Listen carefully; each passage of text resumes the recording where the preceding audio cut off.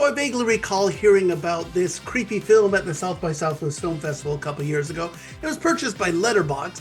You could have rented it there, but then Neon decided to get involved, and they purchased it, and now it's in theaters. I guess better late than never.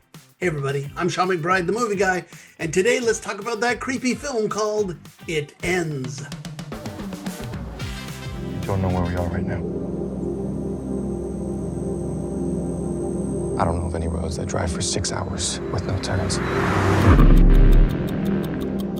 We're just talking, and then we hit this dead end. It just feels like designed. Maybe we crashed. You keep doing what you were doing when you died. I did not kill us. It Ends is a low-budget horror flick. It's the story of 3 college kids who end up on this road trip from hell. Literally. 4 friends pile into the car, they drive off into the woods, and they get lost in the creepy world where the road stretches on before them forever. And I mean forever. You can't turn. You can't turn around. Every time you try to stop the car for more than 90 seconds, these weird lost travelers come screaming out of the forest trying to steal your car. Like I say, it's literally driving. You can't stop, you can't turn around. Now, fortunately, supernatural forces are at play here, so the car never runs out of gas. The people never have to go to sleep or go to the bathroom. They don't get hungry. This movie is literally millions and millions of miles of just driving non-stop. Phineas Yoon, Akira Jackson, Noah Toth, and Mitchell Cole play the 4 doomed travelers. And I gotta say, they're pretty good in this movie that basically asks them to sit in a car and go crazy before eventually resigning themselves to their fate. Now, first things first, this is being sold as a horror movie, and I don't think that's actually true. I mean, this is an existential nightmare, and certainly it is a nightmare, but there's nothing traditionally horror about this movie. There aren't any scares, there's no blood, there's no violence per se. It's just 4 people going through this nightmare of what's going on in this movie and why can't they get off this road. It's simply not the stuff of a truly scary movie, and I suspect that some fans of fright flicks are going to be disappointed. Now, I will say that this isn't the most creative film out there. I mean, all of the movie is made up of these close-ups of the 4 kids who are trapped inside the car, or it's a shot of the trees whipping by as they drive on forever. It's pretty simplistic filmmaking, no bells or whistles, but I will say that it works really quite well. I mean, I'm impressed by how they got this film to be so intriguing, given that they didn't have any money to do any of the whiz-bang shots. I recognize that this is simplistic camera work, but it wasn't ever jarring, it never pulled me out of the movie, and it certainly matches with the monotonous nature of this road trip. Credit the 4 actors here, I think they are all really quite good. I mean, this is funny. It starts off with them having this pointless argument about who would you rather have, one of those stupid arguments that we had with our friends when we were young and dumb. And I remember thinking at the time, oh, this is going to be very annoying. But then they find themselves trapped in this nightmare scenario, and they get really introspective, and it kind of gets really interesting. And look, these are 4 very solid, naturalistic, and completely believable performances.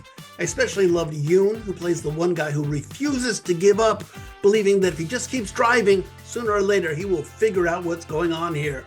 On the other hand, this is a movie that doesn't really have a point to it. The filmmakers don't seem to have any answers either. I mean, it's interesting. They start off on this road trip and they know that they're supposed to turn off somewhere, and then they start worrying that, well, we missed the turn, and they go on and they go on and literally drive for a million miles. And I started to get worried that the end of this movie was going to be, we found the turn. That is not what happens, but the ending that we do get, it's not much better than that.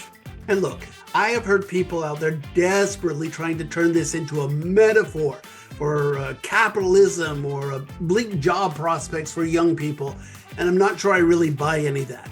So while the pointlessness of the story is part of the movie, it's also kind of the reason why the film is so disappointing.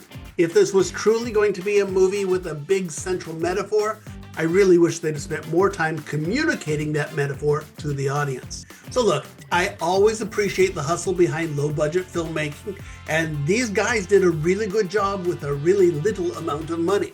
But this story just kind of left me wanting some sliver of meaning.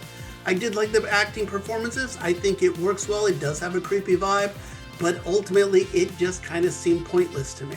So I give It Ends 2.5 stars out of 4.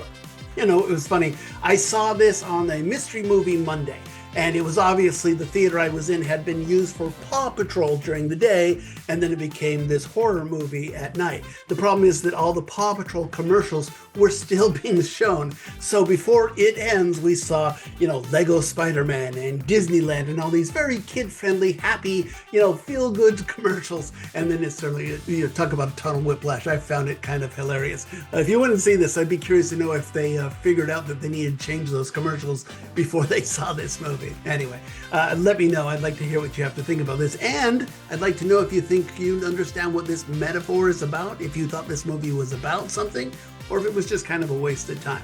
Comment below. Thank you very much, as always, for subscribing so you get my reviews just as soon as they drop.